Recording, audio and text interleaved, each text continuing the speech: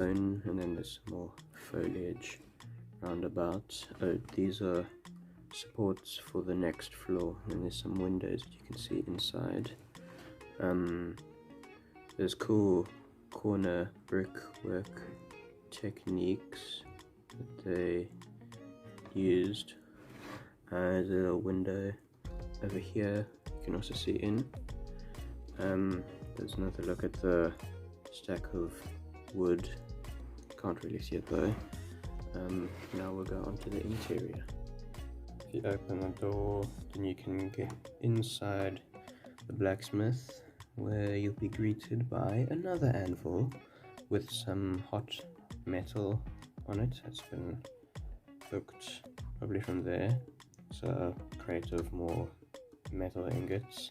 There's an armor stand with another one of those helmets and more armor over here, and then another one of those shields. So lots of armor, weapons and shields. There's a grindstone that actually spins. The only problem is you can't actually get anything outside to make it spin. You have to get your finger in to do that, which I don't mind too much. There's a cauldron over here for heating up stuff, and there's a frying pan for heating up stuff.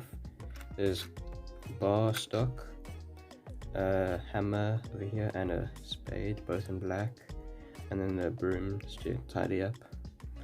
And there's a coal stack so you can keep the furnace going.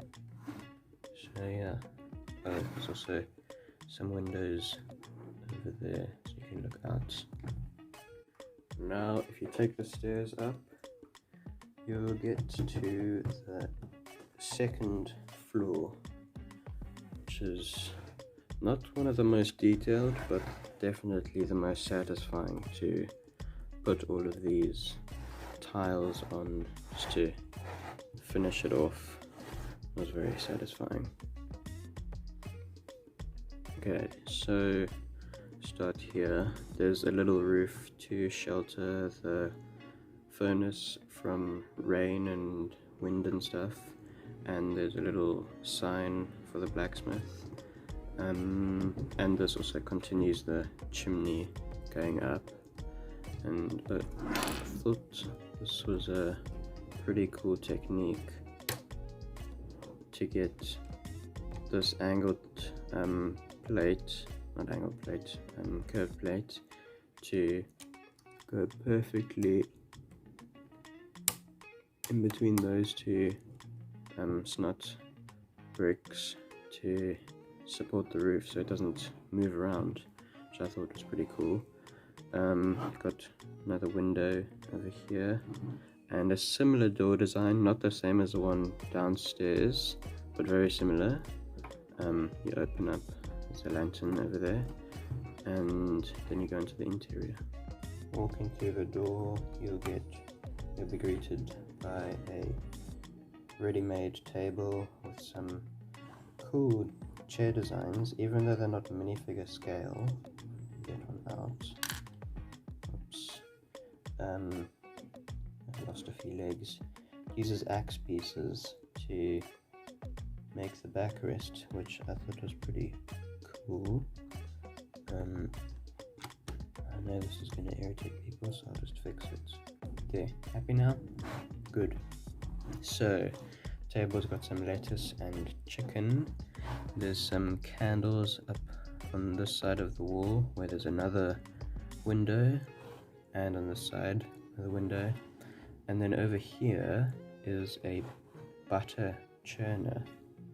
And the cool thing about this butter churner is this is not going to fall out, because they put a piece of I think it's supposed to represent cream, that even though you don't see it, if you've bought it you know it's there. So that's pretty cool, seeing their attention to detail. Over here is another fireplace. Over there you can see a few more of those log ends. There's a cauldron that's cooking up some pumpkin pie or pumpkin soup or something like that. And there's some vegetables also cooking. There's a carrot that's been cut, which is pretty cool. There's a cleaver and then another pot. And oh yeah, I forgot the most important thing. Under the stairs there is a barrel of fruit juice. Let me just turn the light on. There. Some fruit juice for the blacksmith when he gets home from a really rough day at work. And that's it for the second floor. Now if you take a walk up those stairs, you'll get to the third and final floor. This part of the build, the roof really completes it. Ooh, I think I just broke something. It's got lots of nice angles to look at. So yeah, let's take a look. This module again continues that chimney up to the end. It's got two window sections poking out, none of them of which can be reached by a minifigure, which is a bit sad. But yeah, this is a cool, very cool roof technique for the shingles using those Nexonite shields. There's a few missing, represented by the grill pieces, and these roof designs are held together by, what's it called now, mixel joints to get that angle. And inside is a bed, Jesus, those cool bricks, modified bricks for detail, and then also poop, yes, poop on the bed for those extra detail. There's a writing place where you can look barely out of that window. There's a thing that says "Once Upon a Time" and a little stool, and a little table next to that with a candle. And there is also another fireplace over there at the back. And then probably one of my favorite things of this floor is the bearskin rug on the floor, which makes good use of that minifigure display stand. And at the back here there's a little chest with a compass and a backpack. Oops. Okay, hope I didn't miss anything.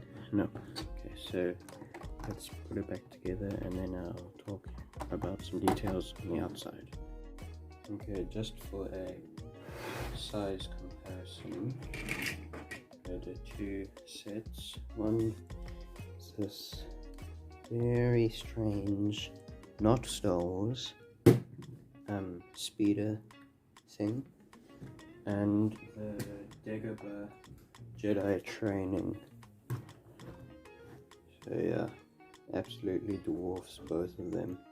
And this is a pretty big set, I just have to say. Another comparison is me in Scooter Trooper form. Let's just put it there. You can barely see it. So I got this set for 2,500 Rand from a company called Take a Lot.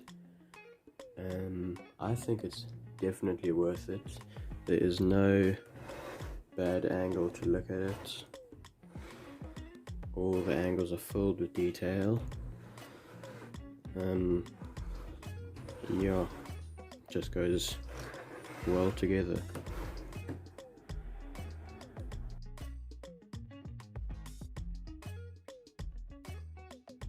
That's all guys, I hope you enjoyed, and I'll see you again in the next video.